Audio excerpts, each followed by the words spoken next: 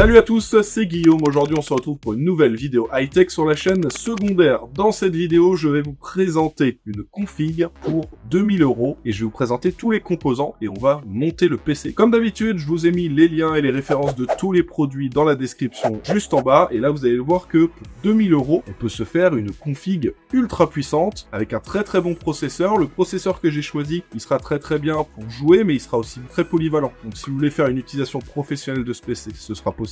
Et on est sur une config, vu que c'est une config à 2000 €, on est sur une config en DDR5 avec une grosse carte graphique. Bon, j'espère que la vidéo va vous plaire, j'espère qu'elle va vous être utile. Si c'est le cas, comme d'hab, n'hésitez pas à me soutenir avec un petit pouce bleu juste en dessous de cette vidéo. Si vous avez des questions, n'hésitez pas à les poser dans les commentaires juste en bas. Et du coup, c'est parti pour la présentation des composants de cette config juste après le sponsor de la vidéo. La vidéo d'aujourd'hui est sponsorisée par CD Key Offer. C'est un site qui vous permet d'acheter des clés à des prix intéressants pour des logiciels. Et là, je vais vous parler en particulier des licences pour Windows 10, Windows 11 et Office. Vous retrouvez les liens dans la description en bas de cette vidéo. Et sur ce site, vous allez pouvoir acheter vos clés Windows pour environ 15 à 20 €. Il suffit de cliquer sur le lien qu'il y a dans la description, d'ajouter le logiciel dans le panier et de se connecter à son compte ou d'en créer un pour ceux qui n'en ont pas encore. On ajoute ensuite le code CKGU qui vous permet d'avoir une réduction de 20% sur le prix affiché sur le site. Une fois le paiement effectué, on attend 1 à 2 minutes et on peut ensuite aller dans le User Center. C'est là qu'on retrouve toutes les clés qu'on a achetées. Il suffit ensuite de copier la clé, d'aller dans les paramètres d'activation de Windows et de coller la clé et le Windows sera activé.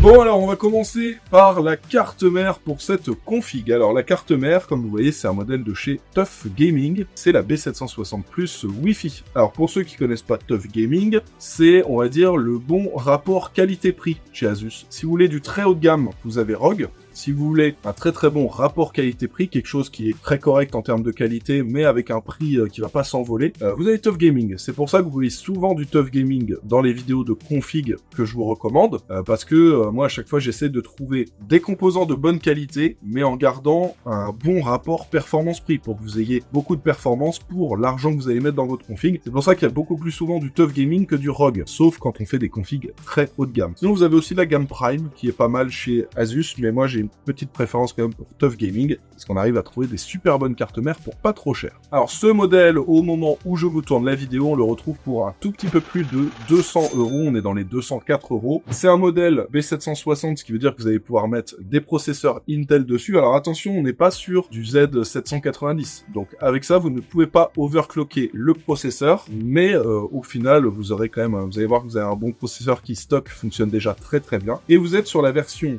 DDR5, vu qu'on est sur une config à 2000 €, ça devient quand même important de partir sur de la DDR5, donc c'est bien dans le budget, vu que le budget est assez large, de prévoir de la DDR5 pour avoir des très bonnes performances. Et on est aussi bien sûr sur une version Wi-Fi. Donc en soi, une carte mère très polyvalente qui va faire fonctionner très bien le processeur qu'on va mettre dessus, mais on pourrait mettre des plus gros processeurs plus tard. Donc il y a aussi ce côté évolutivité de la config. Là, on va mettre un très bon i5 dessus, mais si plus tard vous voulez mettre un i9, ça passe sur cette carte mère. Donc ça, c'est intéressant à garder en tête. Toujours niveau évolutivité, gardez aussi en tête que là, on va mettre 2 barrettes de DDR5. Si plus tard, vous voulez faire évoluer et rajouter 2 barrettes supplémentaires, ce sera possible si jamais vous avez besoin de plus de RAM. Vous allez voir qu'on a déjà de la marge là avec ce qu'on va mettre dessus. Et au final, on met à peu près 10% du budget dans la carte mère. Ça nous permet d'avoir une très bonne base. Donc voilà, je trouve que c'est le parfait compromis pour cette config à 2000 €. Alors, le processeur qu'on va placer sur cette carte mère, comme je vous l'ai dit, c'est un Intel Core i5 qu'on retrouve à un petit peu plus de 305 €. Ça veut dire que le combo carte mère plus processeur, on est aux alentours des 500 €. Et le processeur que j'ai choisi pour cette config, c'est le Intel Core i5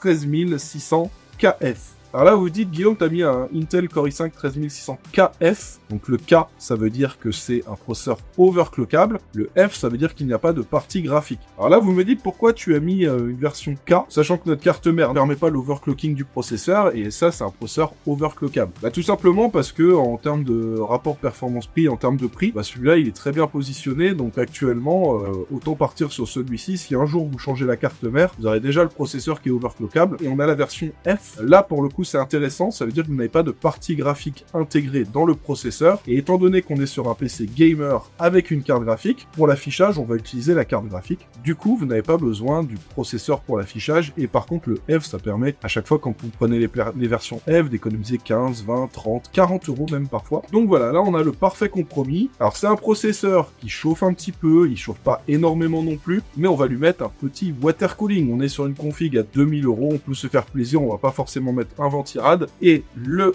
water cooling que j'ai choisi pour cette config, ce n'est autre que le Frozen Note 240 Black ARGB. Alors là, vous vous dites, Guillaume, pourquoi t'as pas mis un 360? Vous verrez, c'est parce que en soi, le 240 est largement suffisant. Ça, on est sur un water cooling qui vaut un petit peu plus de 70 euros. On est à 75, très exactement. Avec ça, vous avez donc deux ventilateurs de 120 mm RGB, et celui-ci, vous verrez, on va le placer sur le haut du boîtier. Et en soi, vous avez donc un i5, qui sera largement suffisant pour refroidir votre i5. Si plus tard, vous passez même sur un i7, ce sera suffisant. C'est peut-être juste si vous avez un i9, où là, ça risque d'être un peu limitant. Il faudra peut-être prendre quelque chose d'un peu plus performant en termes de refroidissement, et là vous serez très très bien. Et pour une utilisation gaming, aucun souci en termes de refroidissement, et il va gérer aussi si vous faites une utilisation professionnelle de votre PC, jeu plus stream en simultané, ça va permettre de refroidir très correctement votre processeur, votre i5 13600KF. Sur cette carte mère, donc on va placer le Intel Core i5, mais on va placer aussi de la RAM, comme je vous l'ai dit. Alors nous sommes sur un petit kit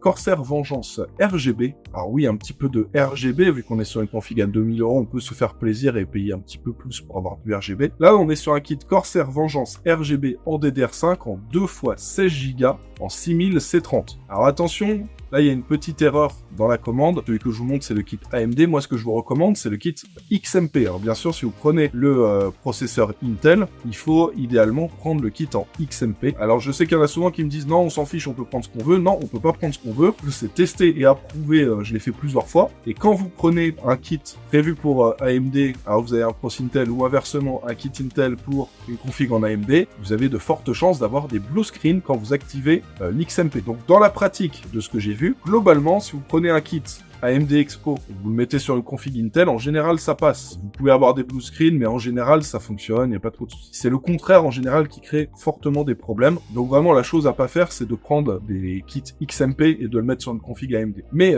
dans tous les cas, c'est quasiment les mêmes prix entre un kit XMP et un kit AMD Expo. Donc moi ce que je vous recommande, c'est de partir de base sur le kit qui correspond. Donc là, avec le Intel Core i5, vous prenez bien le kit XMP. Prenez pas celui-ci, ça c'est une erreur de commande et on va modifier ça, vous inquiétez pas. Donc vous voyez, pour ce kit là, en version XMP, on est un petit peu en dessous des 160 euros. Je précise bien, attention, celui-ci c'est pour AMD, ne prenez pas celui-là, prenez le kit XMP. Ensuite pour le stockage. Alors le stockage, nous avons un petit Crucial P3+, de 1 Teraoctet. Alors là j'étais en réflexion, je me disais est-ce qu'on prend un kit en 2 Tera ou un kit en 1 Tera. Ça dépassait un tout petit peu le budget des 2000 euros si on prenait le 2 Tera. Je me suis dit ah c'est dommage, mais en vrai il fallait se tenir dans les 2000 euros et du coup nous avons le 1 Tera. Si les prix des SSD baissent un petit peu entre le moment où je vous sors la vidéo et le moment où vous la regardez, ça peut être intéressant de partir sur 2 Tera si vous prenez une config à 2000 euros. Et alors pourquoi le Crucial P3 Plus plutôt que le Crucial P3? Parce que vous avez le P3 qui est en PCI Express 3 et qui a des vitesses d'environ 3500 mégaoctets par seconde.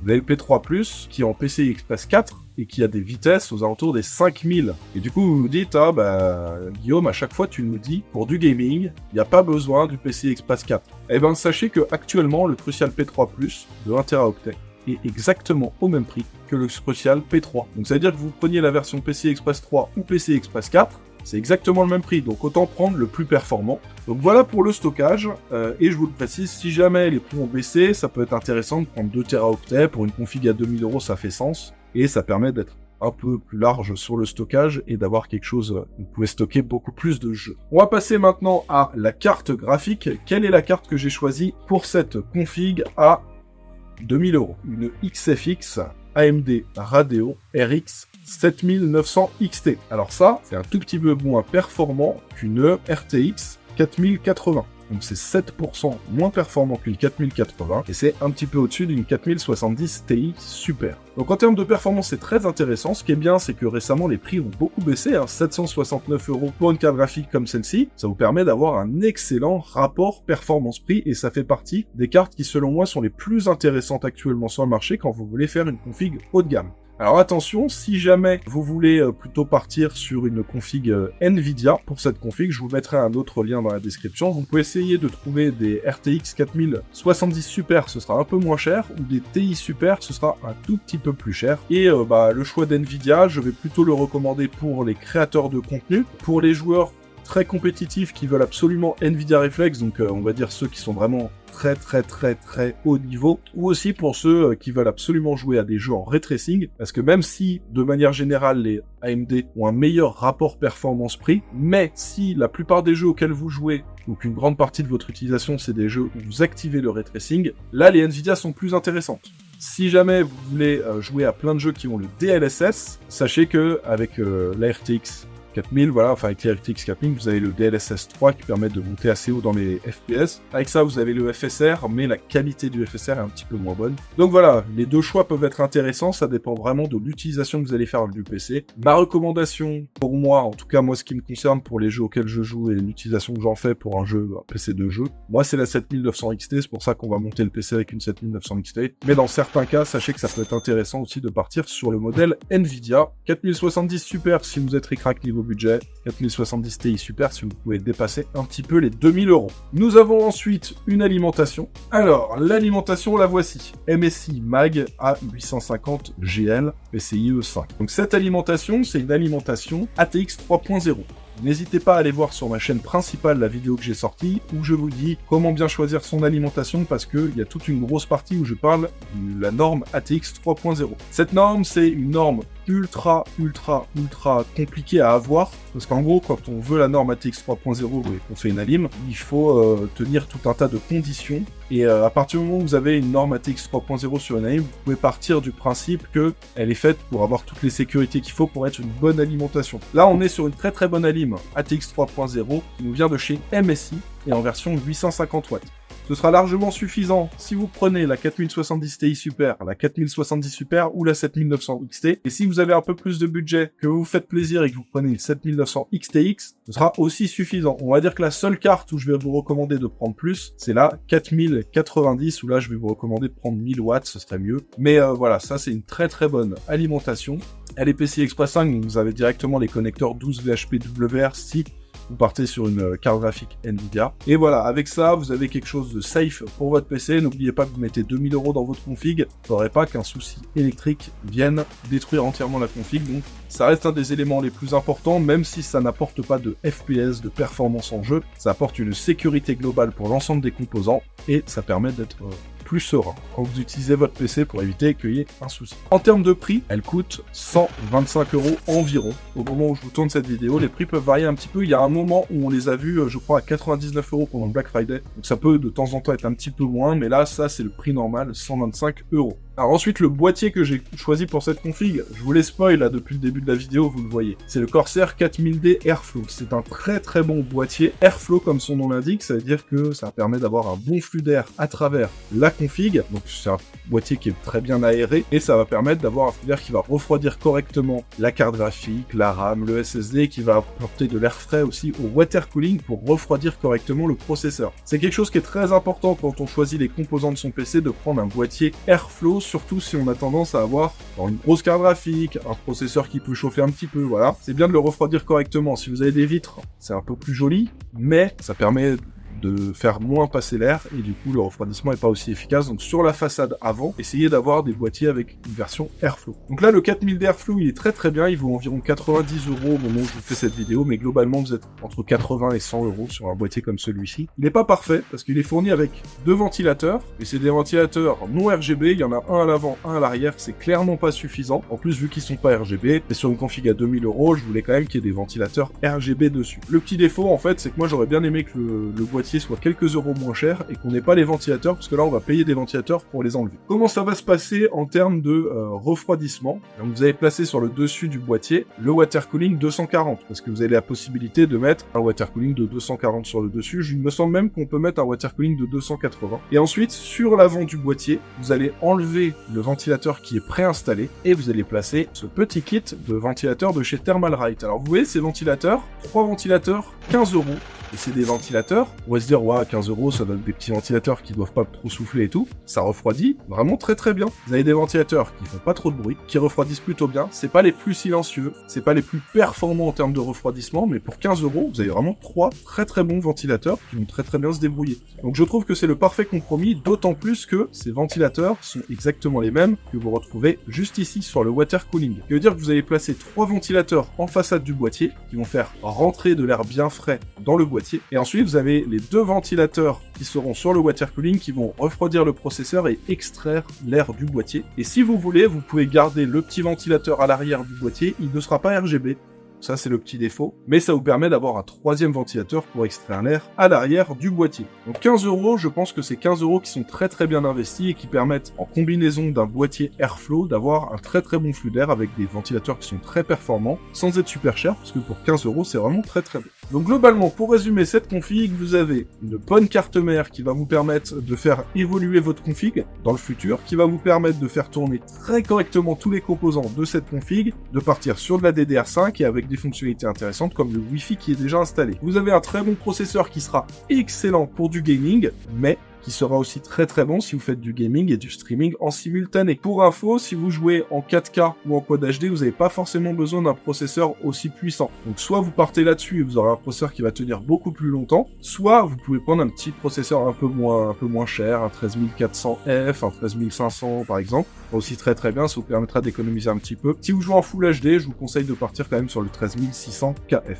Vous aurez un bon refroidissement pour ce processeur, qui sera suffisant là-dessus, mais aussi sur un i7 par exemple. Une très très bonne carte graphique, avec un très bon rapport performance-prix, et je vous le rappelle, si vous préférez partir sur du Nvidia 4070 Super, si vous pouvez pas dépasser les 2000 €, 4070 Ti Super si vous voulez quelque chose qui va plus se rapprocher des performances de celle-là, et qui sera aussi au-dessus des 2000 € en budget, mais qui sera meilleur sur tout ce qui est ray tracing, et avec toutes les technos Nvidia qui peuvent être intéressantes dans tous les cas. Et dans les 2000 €, on a aussi une très très bonne alim qui va apporter une bonne sécurité pour votre PC pour tout ce qui est électrique, un bon boîtier avec un bon flux d'air et bien sûr les ventilateurs pour refroidir correctement et faire passer un bon flux d'air à travers tous vos composants. Je pense que j'ai bien résumé la liste des composants, pourquoi j'ai fait ce choix là, et je pense qu'on a une belle config homogène qui va très bien fonctionner. Je vous fais juste une petite précision. Ce boîtier, il y a une petite erreur aussi dans la commande, il est en blanc, l'objectif c'est de le prendre en noir parce que vous êtes sur une config full black. Moi je vous mettrai le lien de la version noire dans la description de cette vidéo,